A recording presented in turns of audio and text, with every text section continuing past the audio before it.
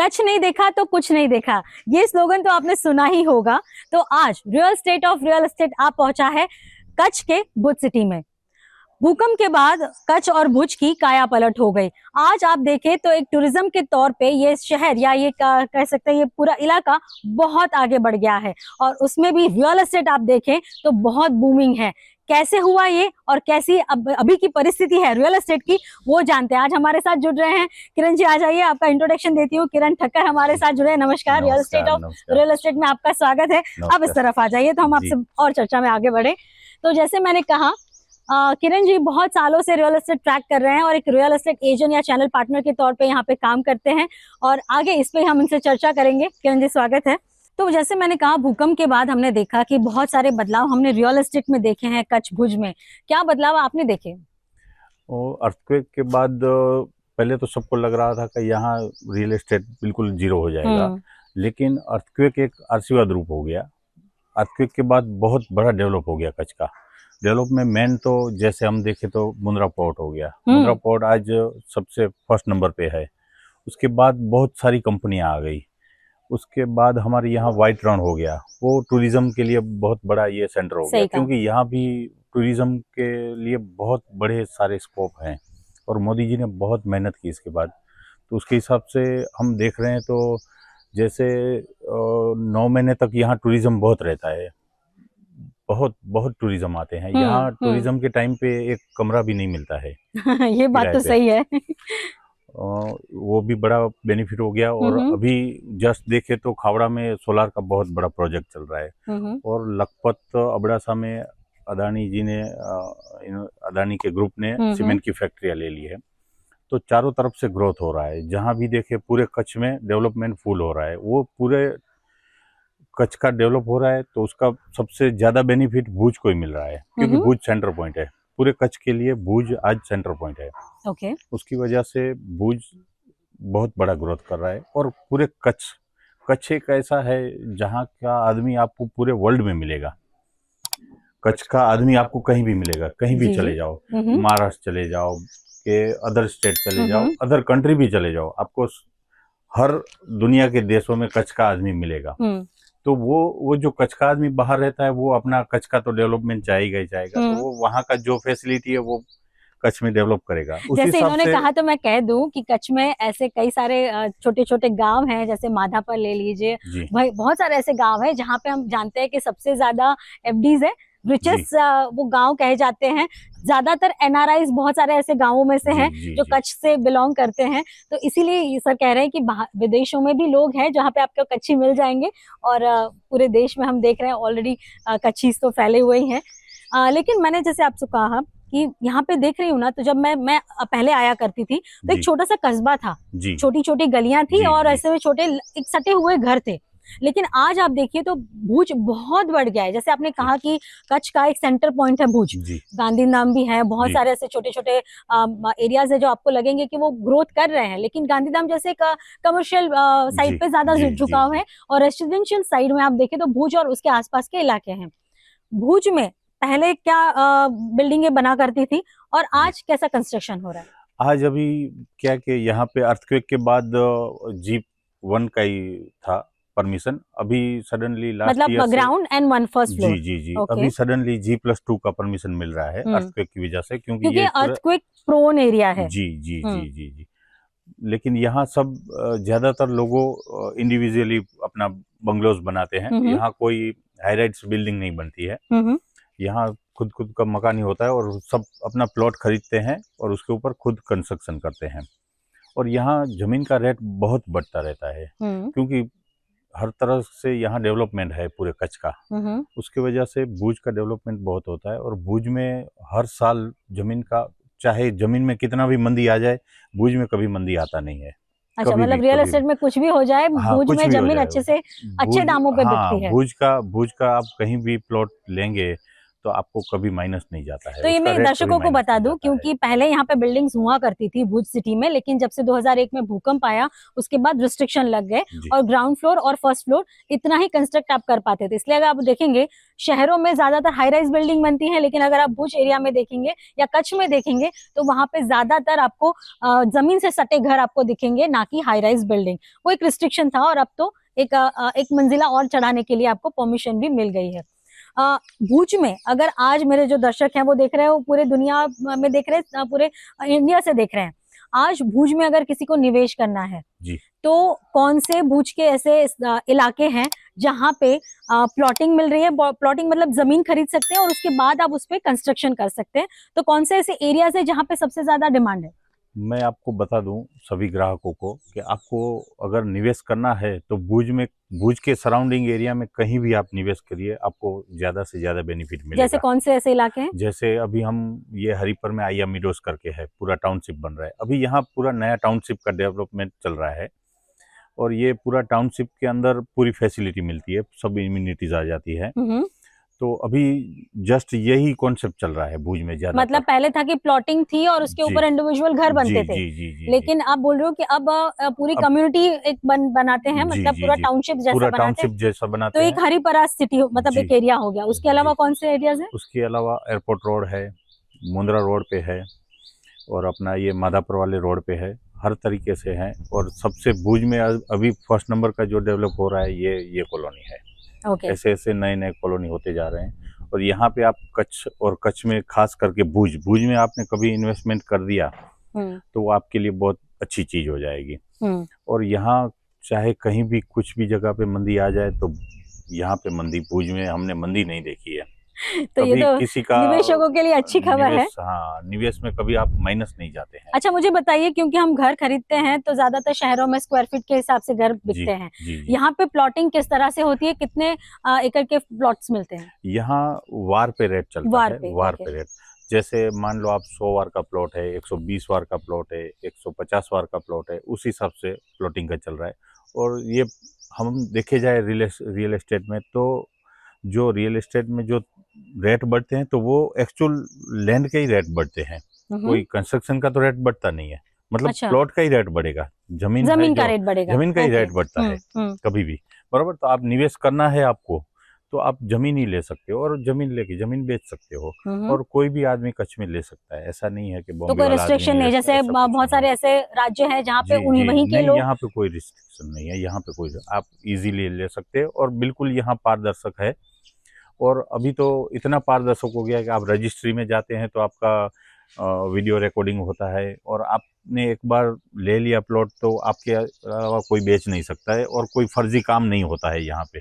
वो सबसे अच्छी चीज है यहाँ पे आपने। और दूसरी, अभी नए नए रूल्स इतने आ गए, मोदी जी ने इतने अच्छे रूल्स बना दिए कि जैसे आप बॉम्बे हैं तो आप ऐसे सोच रहे हैं कि यार मैंने यहाँ प्लॉट ले लिया, फिर 10 साल के बाद आऊंगा तो मेरे प्लॉट पे किसी ने कब्जा कर लिया होगा। ये बहुत बड़ी चिंता रहती है सबको। यहाँ कुछ नहीं है यहाँ। और अभी ये लैंड ग्रैबिंग वाले रूल्स निकाल दिए हैं, उसमें कोई अपनी जगह पे कहीं बैठ नहीं सकता है। और वैसे भी कच्छ तो एकदम बिल्कुल सेफ और श्योर है। अच्छा, मुझे बताइए, आपने मुंबई की बात की, क्योंकि मैं बताना चाहूंगी कच्छ के लोग ज्यादातर आपको मुंबई में दिखे जाएंगे, मतलब ज्यादातर मुंबई शिफ्ट हो चुके हैं। लेकिन हम देखे कोरोना के बाद एक ऐसा समय आया कि बहुत सारे लोगों ने अपने होम टाउन जाना ज्यादा पसंद किया और तब हमने देखा कि घरों के दाम जो रैपिडली बढ़े या जमीनों के दाम जो रैपिडली बढ़े वो कोरोना के बाद बढ़े। क्या आप भी वही मानते हैं? और कितने बढ़े?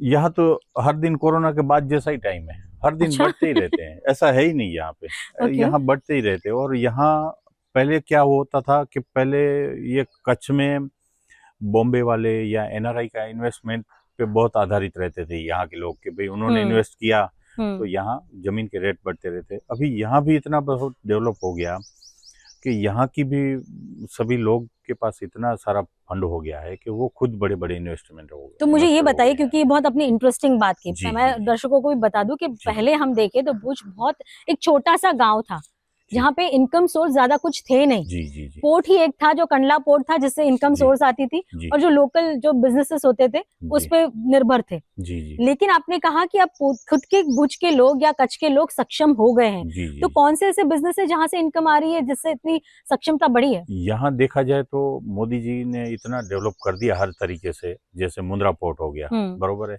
ये कंडला पोर्ट है, फिर यहाँ सीमेंट की कंपनियां इतनी सारी अच्छी आ गई, हम्म बरोबर है, अभी ये खावड़ा सडनली काम चल रहे हैं, इतने बड़े बड़े काम चल रहे हैं कि यहाँ पे लेबर नहीं मिल रहे हैं, ओह, और बहुत सारे लेबर बाहर से आके काम हो रहा है, यहाँ पे तो कोई आदमी नहीं मिल रहा है, आपको कोई भी आदमी चाहिए तो यहाँ पे आदमी मिलना मुश्किल हो गया है। तो कहाँ से आते हैं सारे बाहर के लेबर्स? सब एमपी यूपी से आते हैं सब अच्छा। लोग, अरे बहुत यहाँ बहुत स्कोप है, हम्म और आने वाला 10 साल का तो बहुत अनबिलीवेबल ग्रोथ आने वाला है यहाँ हम्म पे, हम जिस हिसाब से देख रहे हैं उस हिसाब से। तो अगर जिनको निवेश करना है इसके लिए अभी सही टाइम है, अभी अभी 10 साल बहुत जमीन के रेट बढ़ने वाले हैं, क्योंकि बहुत डेवलप चालू है, हर तरीके से हर जगह से डेवलप चालू है, पूरे कच्छ का डेवलप चालू है, और वो कच्छ का डेवलप का पूरा फायदा भुज को मिल रहा है, क्योंकि भुज सेंटर पॉइंट है पूरे कच्छ के लिए। कहीं भी कंपनी चालू है तो उसके रेसिडेंट के लिए भुज ही आना है, मतलब कह भुज रहने सकते हैं के लिए इतनी अच्छा सारी रहता इंडस्ट्रीज भुज कच्छ में आ गई हैं कि उसकी वजह से पूरे देश से लोग यहाँ काम करने आते हैं, और इसी वजह से हम देख रहे हैं जहाँ पे इंडस्ट्रीज बनेंगी वहां पे रेसिडेंशियल भी बनेगा, क्योंकि लोग आएंगे अपनी फैमिली को लेके आएंगे और यहाँ पे रहेंगे। अच्छा, मुझे बताइए, सबकी क्यूरियोसिटी तो वही होगी कि प्राइजेस कैसे हैं, किस दाम पे हमें प्लॉट मिल सकते हैं? यहाँ समझ लीजिए आप भुज के सराउंडिंग में कहीं भी चले जाइए तो मतलब हर तरीके के दाम के आपको मिल जाते हैं, जैसे आपको 3,000 4,000 5,000 रुपया वार से लेके 50,000 रुपया वार तक के भी जमीन के रेट हैं यहाँ पे। ओके। और यहाँ जो एक बार परचेस कर लेता है वो बिक्री नहीं करता है, सबसे बड़ी बात यह है। मैं आपको आज एक प्लॉट दिलवा दूं और आप एक बार उसमें आपको मुनाफा मिल जाता है अच्छा खासा, फिर आप दोबारा लेते हैं तो फिर आप बेचने की बात ही नहीं करते हैं, ये मैंने देखा है, यहाँ लोग अच्छा, बेचना बहुत कम करते अच्छा, हैं। मुझे ये बताइए, क्योंकि कोई जी घर यहाँ पे प्लॉट लेगा, पहले हम जैसे कहते हैं ये रण प्रदेश है, भुज जी कच्छ ये एरिया जी पूरा रण प्रदेश है, और सबसे बड़ी किल्लत थी पानी की। जी जी यहाँ जी पे सनलाइट तो इतनी अच्छी मिल रही है, लेकिन सबसे बड़ी किल्लत पानी की थी। जी जी क्या वो सॉल्व हो गई है? बिल्कुल बिल्कुल बिल्कुल, यहाँ पानी का कोई प्रॉब्लम नहीं है, नर्मदा का पानी बहुत आता है और यहाँ बोरिंग का भी पानी हो जाता है, और जो हमारी सरकार है उन्होंने बहुत डेवलप किया, बीजेपी सरकार ने बहुत डेवलप किया, और मोदी जी, सबसे अच्छी बात मैं आपको ये बता दूं कि ये कच्छ कच्छ मोदी जी का फेवरेट एरिया है, हम्म मोदी जी का फेवरेट एरिया कच्छ है ये, हम्म एकदम पहले से। हम्म ये बहुत बड़ा हमारे लिए फायदे वाली बात है, और उन्होंने बहुत डेवलप किया भुज में। आप अब अगर अर्थक्वेक के पहले भुज का कंडीशन या कच्छ का कंडीशन देखते और हम्म, अर्थक्वेक के बाद देखो, तो आपको भुज में आएंगे तो आपको नहीं लगेगा कि ये मेट्रो सिटी से कम है, सही कहा। ऐसी कोई चीज नहीं है जो यहाँ नहीं मिलती है। हम्म और सबसे बड़ी अच्छी बात, यहाँ पे पोल्यूशन जीरो है, हम्म बरोबर है, तो उस हिसाब से आपको रहना करना है, और यहाँ पे क्राइम जीरो है, बिल्कुल क्राइम नहीं है। आप यहाँ पे लेडीज रात को 2 बजे भी कहीं भी चले जाए आपको कोई प्रॉब्लम नहीं है, यहाँ कोई चोरी डकैती बिल्कुल नहीं होती। हमारे खुद के मेरे खुद की मैं आपको बात बताऊं, मैं हम्म अय्या नगर में रहता हूँ, हम्म कई बार रात को हम लोग अपना घर का लॉक लगाना भूल जाते हैं तो भी कभी हमको कोई दिक्कत नहीं होती है। ये तो बहुत अच्छी बात हाँ, आपने कही है। यहाँ पे बिल्कुल, हम्म जैसे आपने अभी बोला कि ये गाड़ी का लॉक नहीं हुआ, मेरा पर्स अंदर पड़ा है, तो मैंने बोला ये गाड़ी को खुला रखेंगे तो भी कोई दिक्कत नहीं। सही कहा। मतलब यहाँ पे आपको जो कोई भी बंदा मिलेगा बहुत पॉजिटिव मिलेगा, और मैं तो देख रहा हूँ कि यहाँ सब लोगों को जो गवर्नमेंट जॉब वाले हैं उनको हार्ड एरिया मिलता है तो कच्छ देते हैं। अच्छा। हार्ड एरिया के लिए कि भाई उनको 2 साल का हार्ड एरिया का मिलता है तो हाँ कच्छ हाँ। भेजते हैं उनको। ओह, तो वो अफसर लोग आते हैं तो आने के टाइम रोते रोते आते हैं कि अरे यार कहाँ जा रहे हैं, एक तरफ कच्छ जा रहे हैं, लेकिन जब वो उनका ट्रांसफर होता है तब जाने के टाइम भी वो रोते रोते जाते हैं, अरे यार ये अच्छा जगह छोड़ के जाते हैं। ये मैंने बहुत बहुत नजदीकी से सब लोगों को देखा है। अच्छा। और जो एक बार कच्छ आ जाता है जॉब पे, हम्म, वो कभी भूलता नहीं है कच्छ को, ये और तो याद करते रहते हैं। बहुत और अच्छी बात मेरे आपने टच में कही। जितने गवर्नमेंट ऑफिसर हैं, हाँ हाँ। सब लोगों को बहुत बहुत बहुत कच्छ में मजा आता है, बहुत अच्छा, मुझे कच्छ में बताइए, मजा। आपने बात की वार के हिसाब से यहाँ प्लॉट होते हैं, जी जी। तो कितने वार का प्लॉट यहाँ पे मिलता है और उस पे कितना कंस्ट्रक्शन हो सकता है? वो यहाँ पे जैसे आपको अपना इंडिविजुअल मकान बनाना है तो 100 वार के प्लॉट पे आपका बहुत बड़ा अच्छा मकान बन जाता है। ओके। वो हमारे यहाँ अथॉरिटीज के लिए यहाँ भाड़ा करके है अथॉरिटीज, उसमें परमिशन लेना पड़ता है। तो उसमें आप परमिशन लेते हैं तो उसमें मार्जिन प्लॉट और उसके आगे रोड के हिसाब से उसमें मार्जिन छोड़ना पड़ता है। जैसे पार्किंग के लिए मार्जिन छोड़ना पड़ता है, उस हिसाब से आप बांधकाम करते हैं तो आपको 1500-2000 स्क्वायर फुट आप अपना 100 वार के प्लॉट में आराम से बना सकते हैं। अच्छा, G+1 में। G+1 में बना जी सकते हैं। जी। अच्छा, अब जो परमिशन बड़ी है तो ऊपर उसके ऊपर भी एक उसके मंजिला ऊपर भी चढ़ा मंजिल, सकते हैं। लेकिन इतनी रिक्वायरमेंट रहती नहीं है। ओके। जैसे आप घर में अब सिंगल फैमिली रहते हैं, बरोबर है, तो आपको ज्यादा से ज्यादा 2 कमरे चाहिए और गेस्ट के लिए 3 कमरे चाहिए। तो वो G+1 में नीचे आप एक हॉल बना लेते हैं, किचन बना लेते हैं और एक कमरा बना लेते हैं और ऊपर 2 कमरे हो जाते हैं, वो भी मास्टर बेडरूम बन और जाते हैं। पानी के लिए सुविधा पानी वहीं के पे लिए होती है। अंडरग्राउंड टैंक बना लेते हैं खुद का, ऊपर ओवरहेड टैंक बन जाता है। जैसे हमारे दर्शक देख ही सकते हैं पीछे, हम इसीलिए ऐसा बैकग्राउंड लेके खड़े हैं ताकि आपको पता चले कि यहाँ किस तरह के। अच्छा, मुझे बताइए, मुझे कंस्ट्रक्शन देख के एक सवाल आया, क्योंकि हम ज्यादातर सिटीज में ब्रिक्स यूज करते हैं, लेकिन यहाँ देखें तो आप अलग तरह की ब्रिक्स है, ये क्या है? ये ब्रिक्स नहीं है, ये पत्थर है। अच्छा। और ये नेचुरल पत्थर है और ये हमारे यहाँ बिल्कुल 30-40 किलोमीटर के एरिया में ही पूरी खान है इसकी। और मैं आपको सबसे अच्छी बात बता दूं कि ये हमारे कच्छ में इतना सारा ये ब्रिक्स है। फिर हमारे यहाँ ये चाइना क्ले बोलते हैं, मतलब खनिज बहुत है यहाँ पे। खनिज का भी बहुत बड़ा बिजनेस है। आपने देखा होगा कि यहाँ ये जो अभी पुनराजपुर में अभी नया वो कोलसे का खान निकल रहा है। ऐसे हमारे यहाँ धानेरी पद्धर चले जाएंगे तो यहाँ पे चाइना क्ले करके जो हमारे ग्लास की फैक्ट्रियां हैं या सिरामिक की फैक्ट्रियां, उसमें यही रॉ मटेरियल यही लगता है। तो यहाँ से पर डे लाखों टन माल जाता है। और ये जो पत्थर है ये आपको कहीं नहीं दिखने मिलेगा, ये हमारा ही है और ये इतना मजबूत रहता है कि आप सोच भी नहीं सकते हैं। क्योंकि नेचुरल है तो ऐसी जगह पे हम खड़े हैं ना जो भूकंप प्रोन एरिया है, और आप सबने देखा हुआ है कि भूकंप में कितनी होनारत हमने देखी है, कितनी डैमेज हमने सिटी को होता हुआ देखा है। उसके बाद इस तरह का कंस्ट्रक्शन क्या अर्थक्वेक प्रोन मतलब प्रूफ है, ताकि अगर ऐसा भविष्य में ना करे भगवान, लेकिन अगर कोई प्रॉब्लम आती है तो घर जो बने हैं वो सेफ रहेंगे। इसमें ऐसा है कि जो ये भाड़ा अथॉरिटी करके है वो उसी हिसाब से ही परमिशन देती है और उसका स्ट्रक्चर भी अर्थक्वेक के हिसाब से ही, क्योंकि उतनी अंदर खुदाई करनी पड़ती है, उतना डीप कंस्ट्रक्शन करना पड़ता है। उसी हिसाब से पूरा होता है, उसका स्ट्रक्चर भी उसी हिसाब से बनाते हैं।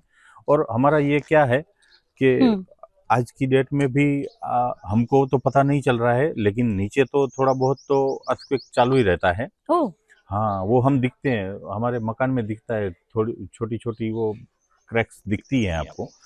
तो लेकिन कभी कोई दिक्कत नहीं आएगी। कल को कोई बड़ा भी अर्थक्वेक आ सकता है तो भी ये स्ट्रक्चर को कुछ नहीं होगा, उसी हिसाब से स्ट्रक्चर तो अब सेफ है, अगर ऐसा कुछ हुआ तो भी कंस्ट्रक्शन सेफ है। कोई प्रॉब्लम नहीं, क्योंकि ये भाड़ा अथॉरिटी ने उसी हिसाब से ही परमिशन देते हैं मकान का, स्ट्रक्चर के हिसाब से ही मकान बनाना है और हेवी स्ट्रक्चर से ही बनाते हैं। बीम कॉलम वाले ही बनते हैं पूरे। तो जैसे हम देख रहे हैं ये कच्छ का इलाका है जहाँ पे सबसे ज्यादा सनलाइट होती है। यहाँ पे मतलब सनलाइट की कोई कमी नहीं है। पहले मुझे पता है कि एक सोलार कुकर रख देते थे सुबह और उसी में दाल चावल पक जाते थे। दोपहर तो जब तक कोई लंच ब्रेक पे आता था तब तक उसकी रसोई रेडी रहती थी। लेकिन ये मैंने किससे सुने हैं। लेकिन आज हम देखें सोलार, ये कह सकते हैं बहुत तरीकों से एक पॉजिटिव इम्पैक्ट लाया है सबके लाइफ में। और भूज तो उसका सेंट्रल पॉइंट है जहाँ पे आपने अभी बोला कि खावड़ा में एक इतना बड़ा प्रोजेक्ट चल रहा है। और आज मैंने जो खुद ने देखा है वो है कि सबकी छतों पे, सबके घरों की छतों पे मैंने सोलार पैनल लगे हुए देखे हैं। कितना सही से काम कर रही है ये सोलार पैनल, इतना जबरदस्त है। मैं मेरा खुद का बता दूं तो मेरे घर पे लाइट का बिल 3 फेज कनेक्शन है, तो मंथली मेरा बिल आता था एसी, अभी गर्मी के टाइम पे एसी का मंथली 8 से 10 हजार आता था। ये सोलार लगाने के बाद मेरा लाइट बिल 0 हो गया, बिल्कुल 1 रुपया भी नहीं देना पड़ता है। बिल्कुल 0। लेकिन कैसे है कि ये तो सनलाइट क्या 12 मास रहती है? वो कोई दिक्कत नहीं आती है। जैसे समझो कि जैसे मौसम ये हो गया, बरसात वाला मौसम हो गया, तो ऐसा नहीं है कि बारिश का मौसम हो गया तो यहाँ बिल्कुल बारिश ही होती है। 1-2 दिन बारिश होती है, फिर तो धूप निकलता है। धूप तो यहाँ रहता ही रहता है, धूप का तो कोई दिक्कत ही नहीं है।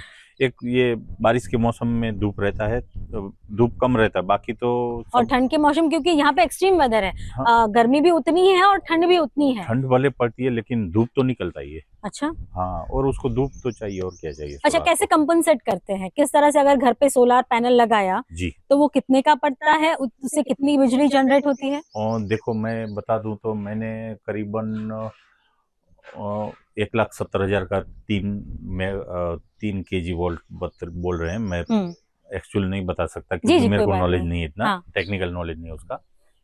तो मैंने 1,70,000 रुपया पेमेंट किया था उसको, भाई को। उसमें से 70,000 सब्सिडी आने वाली है, तो ₹1,00,000 उसमें 1 लाख। सब्सिडी मिलती है? हाँ, सब्सिडी भी मिलती है गवर्नमेंट की तरफ से। ओके। तो ₹1,00,000 मेरे को खर्चा हो गया। अभी ये देखा जाए तो वो तो मेरा 12 महीने के अंदर ही 1,00,000 हो जाएगा। 1,00,000 का बिल तो मेरा 12 महीने का हो जाता है। तो 12 महीने में मेरा पैसा सारा वसूल हो जाएगा सोलार का। उसके बाद जो चलेगा वो बिल्कुल फ्री का फ्री, ₹1 भी खर्चा नहीं लगता है, बिजली बिल ही नहीं आता है। ओके। और कई बार तो ऐसा हो जाता है कि कम यूज होता है तो उसमें यूनिट जमा हो जाते हैं, तो अगर वो क्रेडिट हो जाते हैं यूनिट तो वो पीजीवीसीएल उसका रिफंड दे देती है, पेमेंट मिल जाता है उसका भी।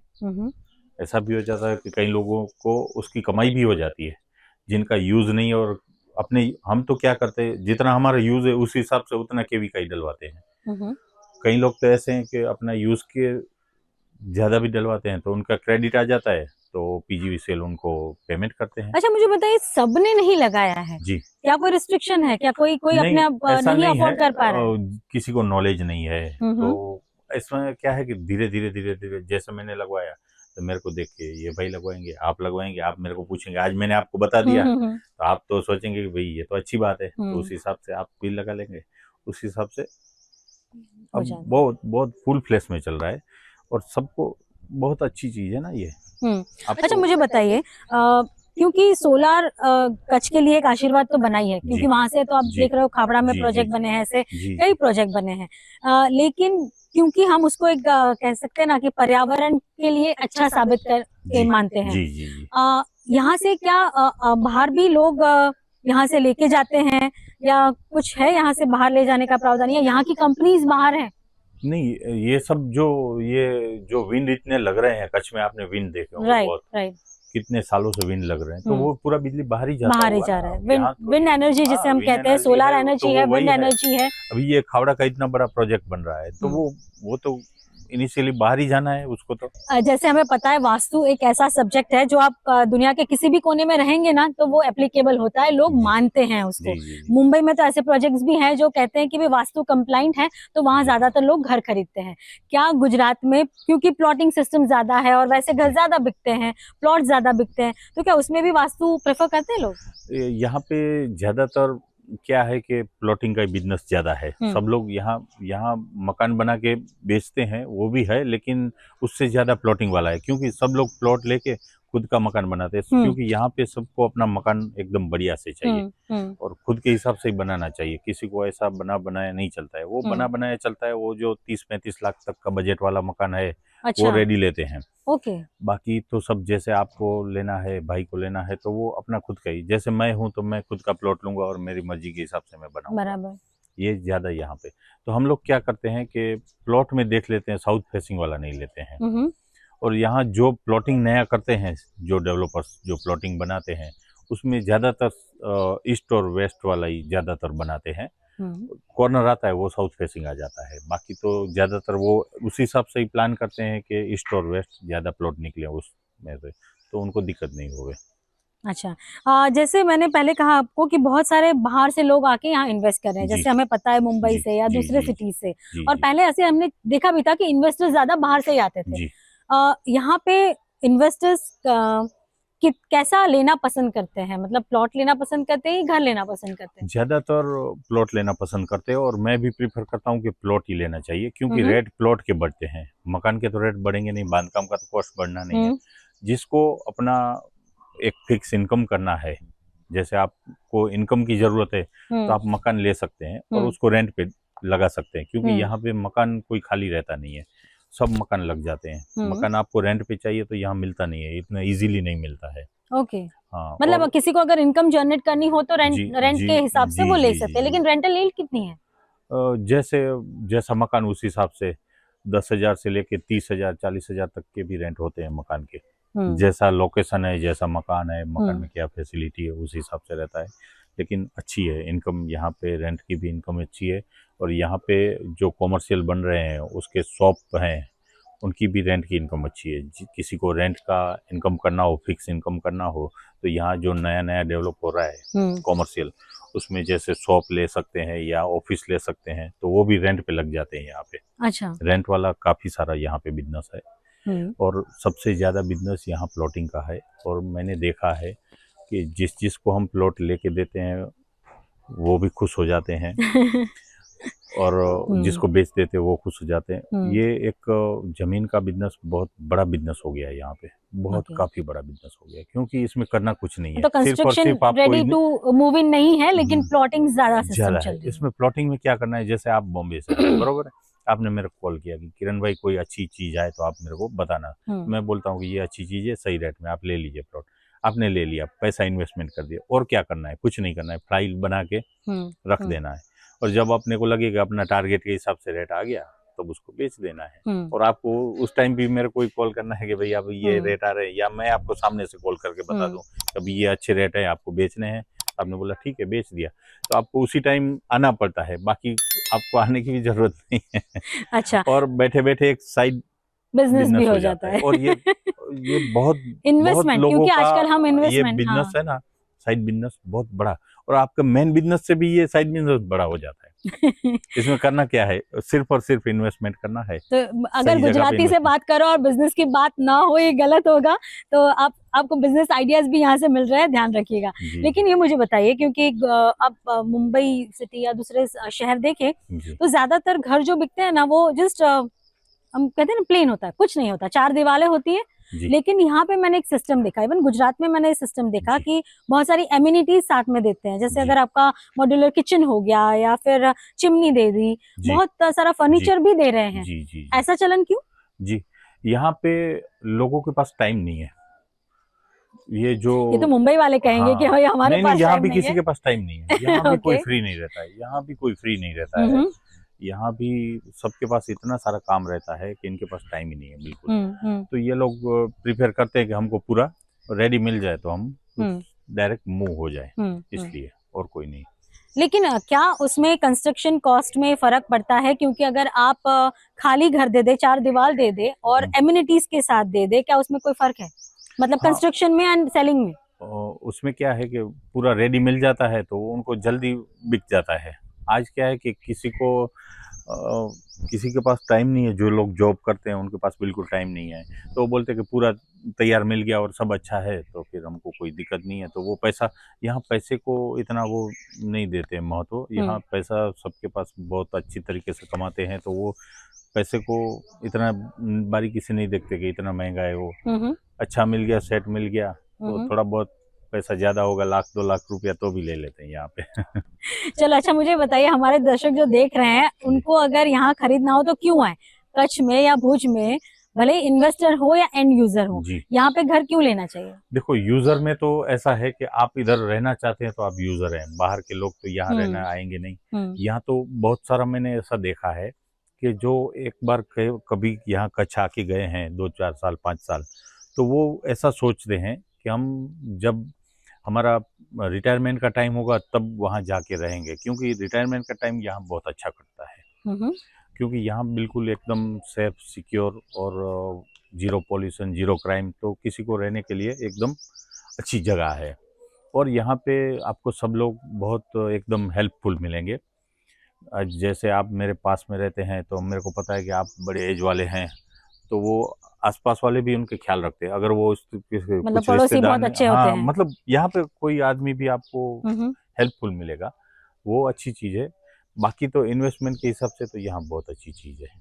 आप प्लॉट खरीदो, और यहाँ तो मैंने देखा है कि कई बार तो 12 मंथ में डबल हो जाता है, कई बार ऐसा भी हो गया है।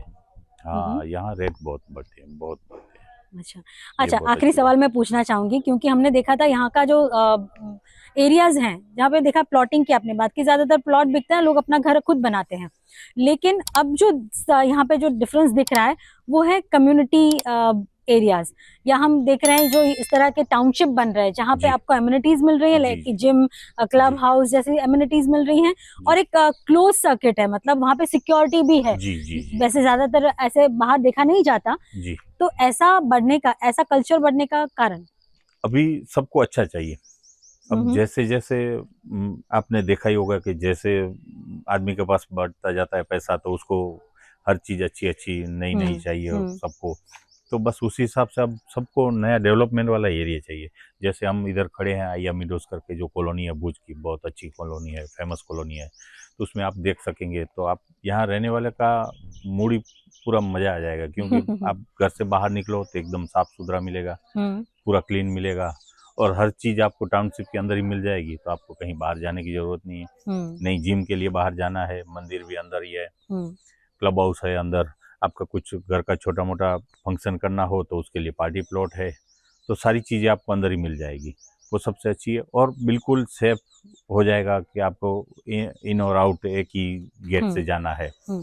तो आपके घर का भी एकदम सिक्योरिटी, यहाँ वैसे कोई दिक्कत नहीं है, फिर भी बिल्कुल ये तो जीरो हो जाए एकदम, क्योंकि सिक्योरिटी 24 घंटा बैठेगा। बराबर। तो ये सब अच्छी बातें हैं। अब आज की डेट में सबको ऐसा ही चाहिए, सबको बिल्कुल। आप जैसे यहाँ आ जाएंगे अंदर, तो आपको लगेगा कि आप कोई अलग ही अलग जगह दुनिया में पे आ आ गया गए, है। अलग ही दुनिया राइट। में आ गए, ऐसा हो जाएगा। और हम देख रहे हैं जब से नर्मदा का पानी भुज जी की तरफ आया है, तब से जी यहाँ पे ग्रीनरी जो आप देख रहे हैं ना, वो पहले नहीं हुआ करती थी। जी जी लेकिन नर्मदा के पानी के भुज में आने से ये भी जी काफी कुछ जी जी बदलता जी दिखा जी। है। इवन यहाँ पे एग्रीकल्चर भी बहुत कुछ बढ़ा है, यहाँ बहुत से बहुत बहुत बड़ा, सारे एग्रीकल्चर प्रोडक्ट भी आई गेस बहुत एक्सपोर्ट जाते हैं होते हैं। यहाँ से। दाड़म है, फिर ड्रैगन फ्रूट है, खारेक है, ये सब चीजें तो बहुत जाती है, बहुत बार जाती है। केसर केरी यहाँ की फेमस है, आम, आम जो बोलते हैं केसर केरी, बहुत फेमस है।